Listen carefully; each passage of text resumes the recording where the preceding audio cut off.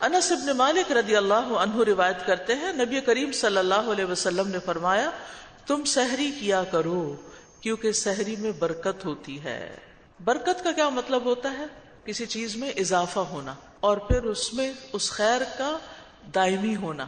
تو سحری میں کئی لحاظ سے برکتیں ہوتی ہیں۔ سب سے پہلی بات تو یہ کہ یہ سنت کی پیروی ہے، اہل کتاب کی مخالفت ہے، اہل کتاب کے روزوں میں سحری نہیں ہوتی۔ پھر اسی طرح سحری کے ذریعے عبادت پر قوت حاصل ہوتی ہے، انسان کی سستی چلی جاتی ہے، چستی میں اضافہ ہوتا ہے۔ سحری کھا کر ان برے اخلاق کو دور کیا جاتا ہے جن کو بھوک بھڑکا دیتی ہے، چڑچڑاپن، غصہ۔ تو اس لیے سحری کھا کے جو روزہ رکھتا ہے تو اس کا پھر روزہ رکھ کے موڈ آف نہیں ہوتا۔ پھر اسی طرح سحری صدقے کا سبب بنتی ہے، اس کے ذریعے ان لوگوں پہ صدقہ کیا جاتا ہے جو اس وقت سوال کرتے ہیں۔ پھر اسی طرح اگر سحری کے وقت لوگ آپ کے پاس جمع ہیں یا آپ کہیں پر اوروں کے لیے سحری بھجوا دیتے ہیں تو آپ کا کھانا کھا کے جو لوگ روزہ رکھتے ہیں وہ اس کا ثواب بھی آپ کو ملتا ہے۔ پھر اسی طرح سحری کے وقت اٹھتے ہیں تو اس وقت کچھ ذکر کی توفیق بھی ہو جاتی ہے، دعا بھی کر لیتا ہے انسان، تو وہ دعاؤں کی قبولیت کا وقت ہوتا ہے۔ پھر اسی طرح اگر کوئی شخص سوتے ہوئے نیت کرنا بھول جائے تو سحری کے وقت اٹھنا نیت کو تازہ کر دیتا ہے۔ تو اس لیے سحری کے بہت سے فائدے ہیں۔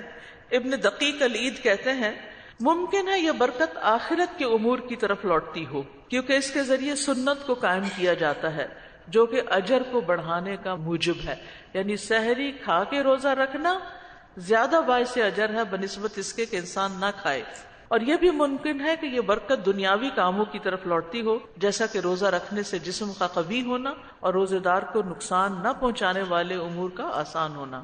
ارباز بن ساریہ کہتے ہیں کہ آپ نے مجھے رمضان میں سحری کے لیے بلایا اور فرمایا، آؤ مبارک کھانا کھا لو۔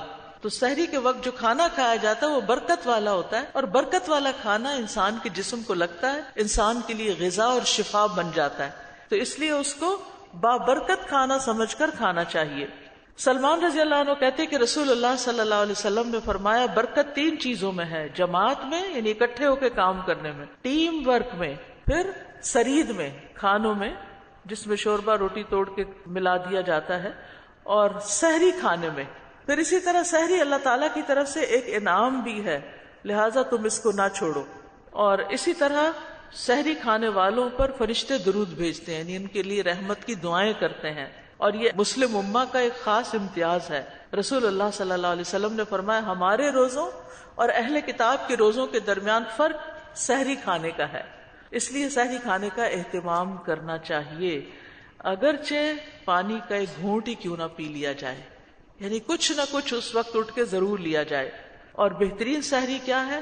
کھجور، یعنی سحری کے وقت چاہے کچھ بھی کھائیں لیکن اس کے ساتھ 1 یا 2 یا حسب خواہش کھجور ضرور کھا لیں، تو آپ دیکھیں گے کہ زیادہ آپ کو انرجی ملے گی اور چستی آئے گی۔